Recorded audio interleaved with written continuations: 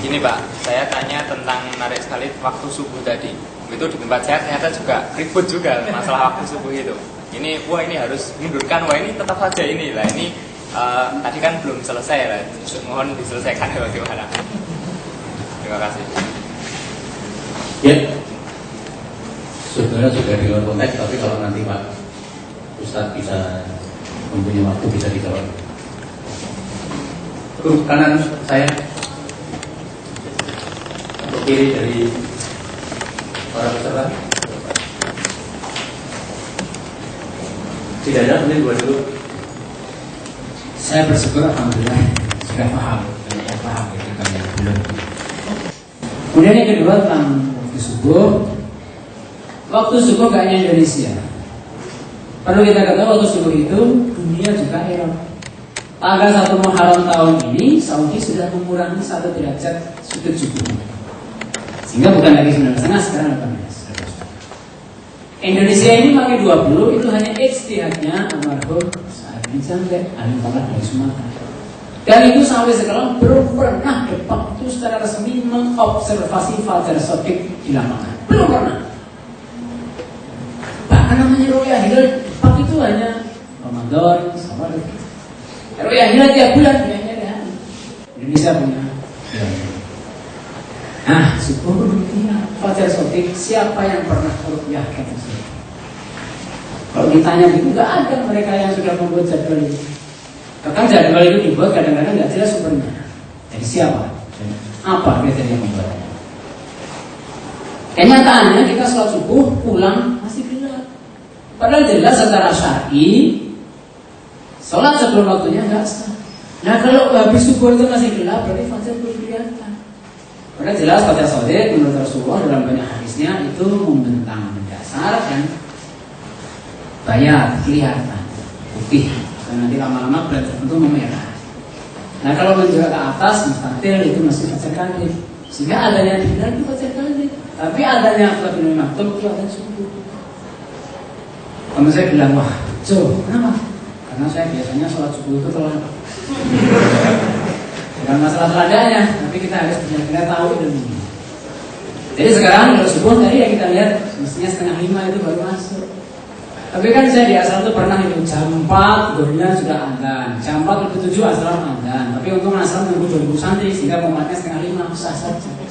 Tapi persoalannya ibu-ibunya dengar adzan asal sholat belum punya. Dia juga dibilang kita ini harusnya adzan lebih cepat. Oke, nggak tahu apa.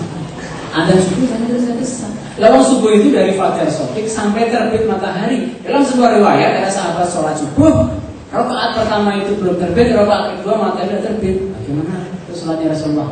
Asik, sah. Jadi sholat itu separuh terbit, separuh belum itu sah. Jadi yang penting sebelum terbit matahari itu sholat subuh. Sangat tergesa-gesa. Memang lebih bagus kalau kita fajar sodik. Nah, untuk itu kita harus punya ilmu. Ruqyah fajar sodik sekarang sedang dijalankan. Ya, dan Kiblati itu Indonesia yang mendukung. Bahkan terakhir dialog antara Profesor Thomas dan Profesor Daru ya. Karena sebulan yang lalu beliau dinobatkan sebagai Profesor Astronomi Indonesia. Dengan Syekh Mantur yang meminta dialog itu berhenti, Profesor Thomas dengan sangat sopannya. Tapi beliau kayaknya memang sudah Syekh, kayaknya memang di titik ini kita nggak bisa ketemu. Karena di sana menurut astronomi fajar itu 3. Astronomical twilight, nautical twilight, dan civil twilight. Fajar astronomi, fajar nautik atau nelayan, dan fajar sipil atau kota. Sudutnya kalau fajar astronomi itu antara 12 derajat sampai 18. Fajar nelayan itu 12 sampai 6 derajat. Lalu 6 sampai 0 terbit adalah fajar sipil. Kita bisa membedakan itu. Jadi kalau kita habis maghrib itu masih fajar sipil, kita masih bisa melihat orang kan. Lampu paling lampu kota dan akan makan disebut lampu sipil, lampu kota, fajar sipil, fajar kota. Setelah agak malam sekali nelayan di laut itu bisa melihat, tapi di kota-kota nggak bisa, gelap.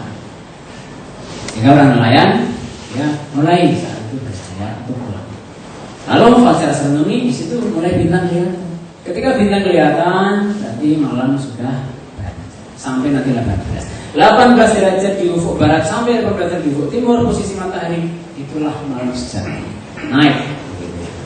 Ketika itu di atas 18 menjelang subuh sampai setelah 18 setelah maghrib itu kategori isya. Dan perintah sholat kuncinya ya matahari. Apa sih waktu sholat dalam Al-Quran? Aqimis sholata lidulukis syamsi ila masakin lail Al-Quran al-Fajr. Jadi subuh, zuhur, asar, maghrib, isya semuanya itu parameternya adalah matahari. Jadi kenapa kita sekarang tahu jam? Karena kita lahir sudah ada jam digital. Tapi sebelum model ini ditakmir oleh Islam itu artinya, Mas kok belum ada? Nah itu bayangannya belum lewat garis. Nah itu jamnya kita nggak pakai mendung. Jadi yang dipakai adalah jam matahari ini itu sudah lewat garis, ada zuhur, sudah lewat lingkaran, ada asar. Dan itu maghrib, ya tadi kata benar matahari. Isya, ketika senja, sore itu hilang. Subuh ketika senja pagi muncul. Semuanya adalah cahaya matahari. Cahaya dilihat hidupnya. Akhirnya kata para waktu sholat memang itu.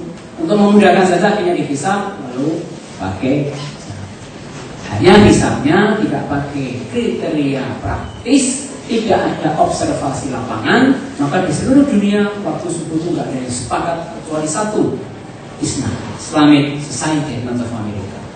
Karena di sana pusatnya astronom, Starry tadi yang ada. Sehingga orang di sana pun juga orang-orangnya satu-satunya waktu subuh di dunia yang paling syar'i bersama itu ini kan ada.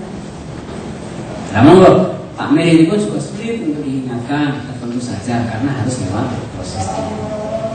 Tapi kira-kira sobat saya kalau